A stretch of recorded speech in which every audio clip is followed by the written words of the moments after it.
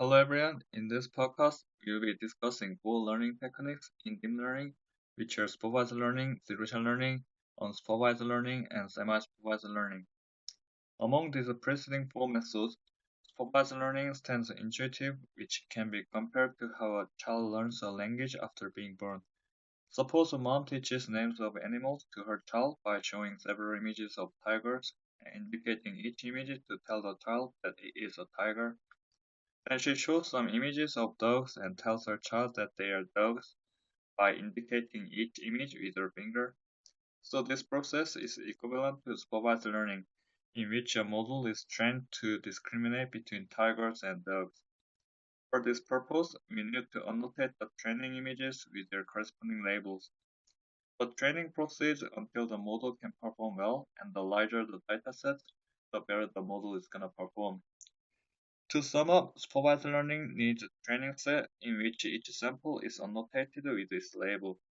If the number of categories to classify is 2, we call it binary classification, and if the number of categories to classify is more than 2, we call it multi-class classification.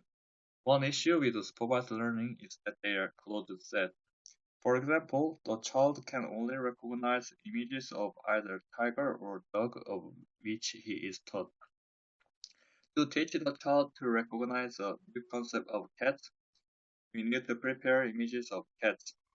This process is called retraining in supervised learning. If a couple of images are only what's needed for retraining, it shouldn't be a problem. However, in practice, the model usually needs tens of thousands of images for training to exhibit good performance. Thus, every time we need to expand the number of categories that the model can recognize, it's gonna take expensive computation by supervised learning. This precludes dynamic recognition of deep learning models. As an alternative, zero-shot learning allows dynamic recognition, which is called open-set classification. When teaching the child a new concept of a cat, we can describe cats as similar to dogs but with sharp, triangular ears and almond-shaped eyes. In this way, if we present an unseen category that is a cat to the child, he may recognize it as a cat by understanding the semantic information, which does not require lots of training images to learn a new concept.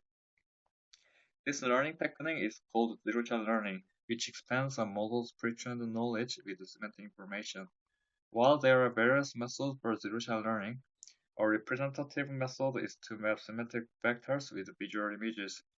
In supervised learning, the visual images such as tigers and dogs are mapped with their corresponding one-hot encoded labels.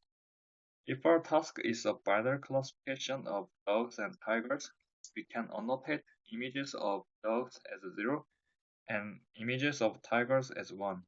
In contrast, zero-shot learning transforms the words of dogs and tigers into their corresponding embedding vectors called word-to-vector. Two representative methods are globe and bot. Globe transforms a word into 300-dimensional vector, and the bot transforms the word into a vector with 768 units.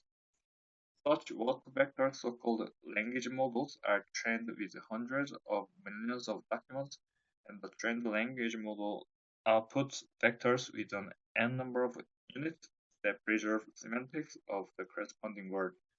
In zero-shot learning, visual images are annotated with the embedding vectors of the corresponding labels, which usually have 300 units or 768 units.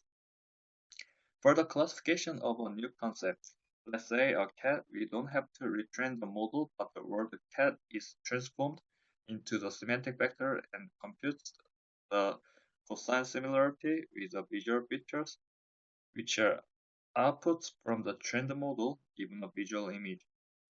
Then one of the three semantic vectors, that is, dog, tiger, and cat that has the lowest distance with the output visual features are selected as the final prediction. While both the supervised learning and zero-shot learning have labels, unsupervised learning differs from them in that annotations are not required. Unsupervised learning is like showing a child a collection of images of dogs and tigers and asking them to group them based on similarity. Despite the child does not know about the names of images, It is able to discern visual similarities and assort them into two image groups of dogs and tigers. Thus, unsupervised learning learns patterns and structures in data without explicit labels or supervision. It is usually employed for clustering purposes. Finally, semi-supervised learning is a combination of supervised learning and unsupervised learning. As I mentioned earlier, supervised learning is labor-intensive in that every data sample has to be annotated. In most cases, the number of data samples are huge and it is a tedious job to label them manually. When data samples are limited, model performance tends to be low. However, we can leverage a pre-trained model on a small labeled dataset to predict labels for a larger unlabeled dataset. These predicted labels can then be used to retrain the model, combining both manually labeled images and those with generated labels. In this way, semi-supervised learning enhances model performance while reducing the effort required for manual labeling. So far, I have discussed about supervised learning, unsupervised learning, semi-supervised learning, and zero-time learning. Today, I'll finish off here, and thanks for listening to my podcast.